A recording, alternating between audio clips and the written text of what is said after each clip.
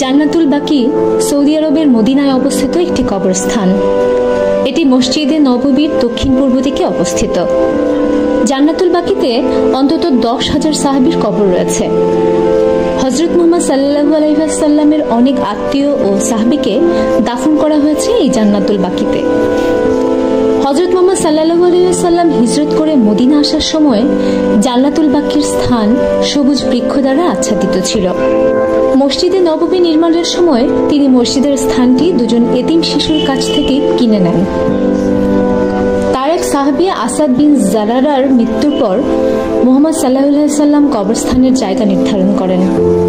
আসাদ বিন জারার ছিলেন এখানে দাফন হওয়া প্রথম আনসার ব্যক্তি। প্রতি বছর হজের সময় মদিনায় অবস্থানরত কোনো হজ পালনকারীর মৃত্যু হলে জান্নাতুল বাকিতে দাফন করা হয়। এছাড়াও মদিনার বাসিন্দারাও মারা গেলে এখানে দাফনের সুযোগ পেয়ে থাকেন। তবে মুহাম্মদ সাল্লাল্লাহু আলাইহি ওয়াসাল্লামের সাহাবাদের ইতিহাস সংরক্ষণের অংশ হিসেবে এই কবরস্থানের শুরুর অংশে যাদের সমাহিত করা হয়েছে তাদের স্থানে এখন আর নতুন করে কাউকে কবরস্থ করা হয় না।